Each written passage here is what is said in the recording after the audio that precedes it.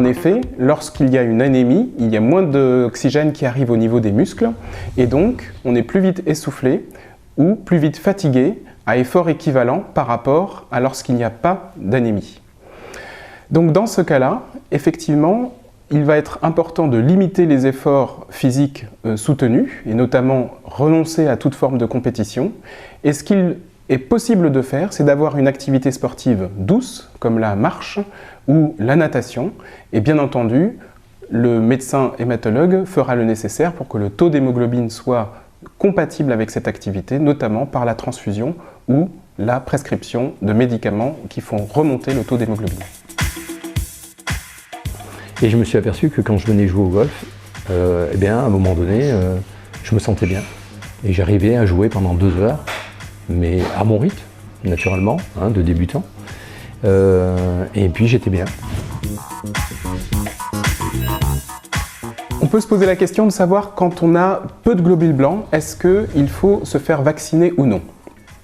Pour le moment, les recommandations sont de se faire vacciner, y compris lorsqu'il y a une immunodépression, c'est-à-dire une baisse des globules blancs. En effet, même s'il y a peu de globules blancs, les globules blancs qui répondent à la vaccination peuvent apporter une protection vis-à-vis des microbes contre lesquels on est vacciné.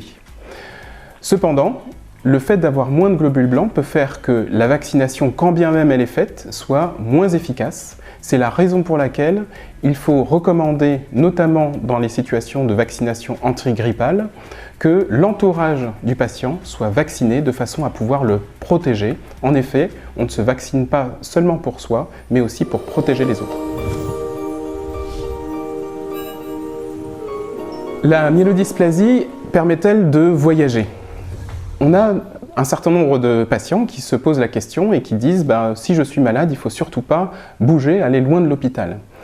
Il me semble qu'on peut raisonner de façon différente en se disant qu'est-ce qui est important? Si le voyage a du sens, est important, est un projet qui vous tient à cœur, il est important de pouvoir en parler avec le médecin de façon à le rendre possible. En effet, on peut tout à fait programmer un voyage entre 2 visites à l'hôpital, entre 2 transfusion, et notamment lorsque le traitement fonctionne et que le taux d'hémoglobine est suffisant, il est tout à fait possible de voyager pendant une période de temps prolongée.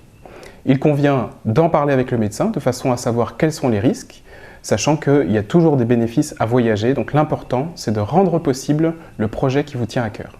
Ça ne m'empêche pas de partir, d'aller voir mes petits-enfants, d'aller dans la famille, les amis. On est parti une 12aine de jours en Bretagne.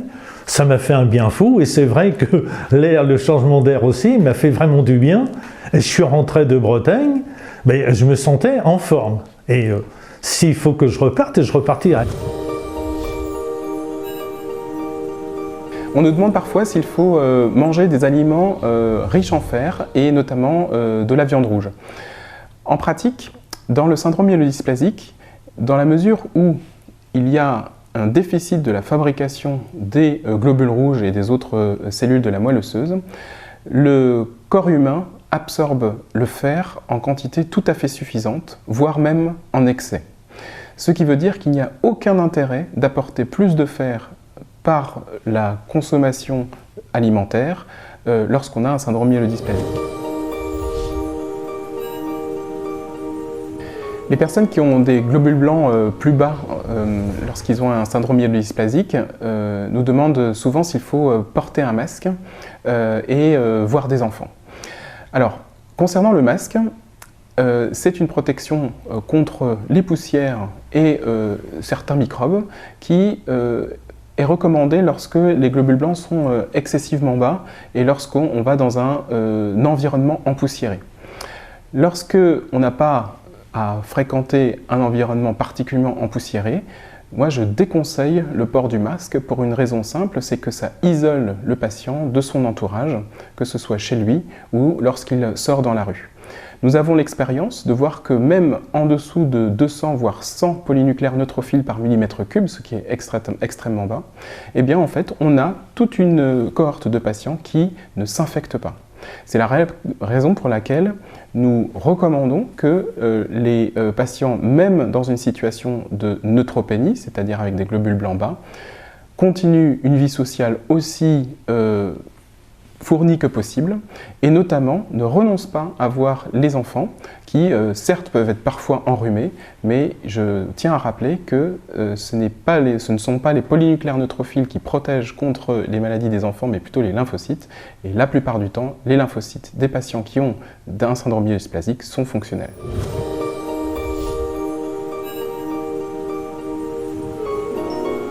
La fatigue dans les syndromes myélodysplasiques est généralement le fait de l'anémie.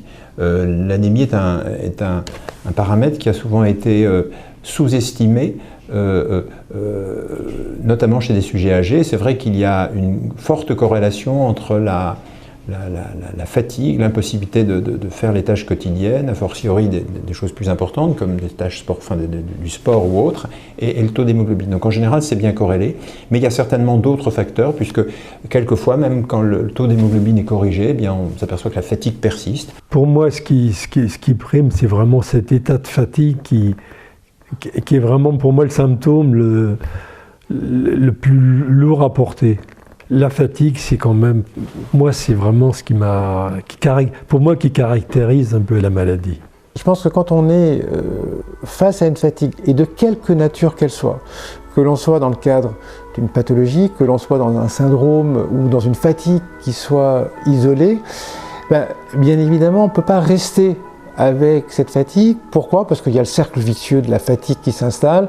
On est fatigué, donc on commence à être dans des stratégies d'évitement qui est de se dire je vais éviter de sortir, je vais éviter de m'activer, je vais faire en sorte de ne plus faire mes courses. Enfin bon, encore une fois, dans le cadre de maladies chroniques ou dans le cadre de fatigue qui soit isolée, que le fait de pratiquer une activité physique régulière mais adaptée surtout à l'état de chacun, va avoir un bénéfice sur l'état et le moral de ces patients. Il faut donner une place importante au plaisir et il ne faut jamais lâcher toutes les activités, tous les soins qui génèrent du bien-être, aussi bien physique que psychologique.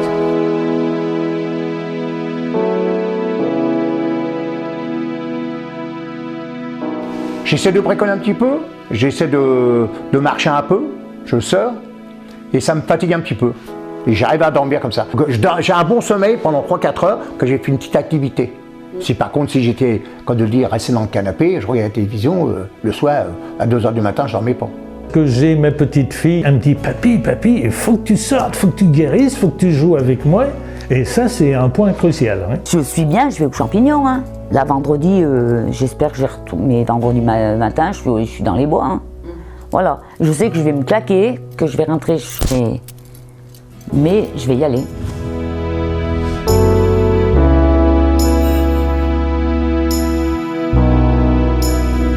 La patience, je crois que c'est la clé qui se traduit par une écoute personnelle du médecin, de l'infirmière, de tout le groupe, l'équipe que vous avez à ce moment-là autour de vous et qui fait des efforts énormes pour vous aider. Je sais bien que la famille a beaucoup souffert de mes réactions dans un premier temps, mais je crois qu'au fur et à mesure, j'ai pu effectivement aujourd'hui prendre conscience que c'est une réalité devant laquelle il faut que je prenne une attitude réaliste. Il faut être capable, au fur et à mesure, justement en s'entourant bien, d'être là, d'être le résistant, d'être celui qui prend un maximum de choses sur soi.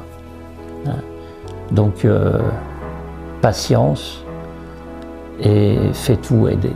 Je me suis acheté un très beau cahier, format 21-29-7, et j'écris. Et j'écris tout. Et ça permet, je pense avec le recul, de relire et de positiver, parce qu'on voit l'évolution. Mais c'est pas dans un but négatif, au contraire, je le trouve très positif. Et si je peux donner un conseil, si les gens aiment écrire un peu, mais faites-le, Parce que je pense qu'après, on peut reprendre tout ça et le relire. Je me suis engagé donc dans l'éducation thérapeutique du patient. Par ce biais-là, on a créé des modules d'initiation au golf destinés aux patients. Et puis ça a permis en même temps de se retrouver, de faire une activité physique qui, contrairement à ce qu'on pense, est complètement adaptée et tout à ce type de pathologie. On arrive à jouer au golf, on arrive à passer un moment à l'extérieur de l'hôpital. On est en extérieur complète. Il n'y a pas de blouse blanche autour de nous. On n'est pas dans un... On est comme entre amis. Et ils repartent, ils ont tous le sourire. Et ils pensent qu'à une chose, c'est de se revoir la semaine prochaine. Voilà. Et ça, c'est génial. Ça, c'est génial. Si il reste de la vie, il faut la prendre. C'est indiscutable. D'éviter de focaliser sur sa maladie et d'essayer de tenter de se divertir pour moins y penser.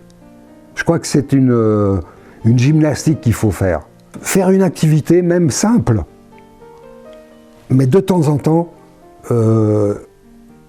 il faut qu'il pense à se réoxygéner. Ça, c'est important. Quand on peut communiquer un peu de la joie, c'est important. Il faut qu'ils restent debout aussi, il n'y a rien à faire. Pour eux et pour les autres. Je ne m'apitoie pas sur son sort. Je suis tonique et j'y crois. Mais autrement, on n'est pas dans la maladie tout le temps. Non, il faut continuer à vivre. C'est sûr que notre vie a été complètement bouleversée. Mais voilà, nous sommes deux. C'est pas toujours évident, on fait avec. Hier ne nous appartient plus, demain ne nous appartient pas, vivons le temps présent. Faire confiance aux équipes qui nous entourent, qui nous suivent et qui nous soignent. Parce que aller sur des forums, écouter, on veut toujours le pire. Mais toujours positiver et poser des questions et on aura des réponses. C'est vrai qu'il y a des petites choses qu'on ne fait plus de la même manière. Le plus important, c'est de continuer à conserver cette joie de vivre. On a toujours l'occasion de trouver énormément de plaisir dans la vie. Donc je pense qu'il y a toujours une solution pour retrouver un équilibre et une joie de vivre.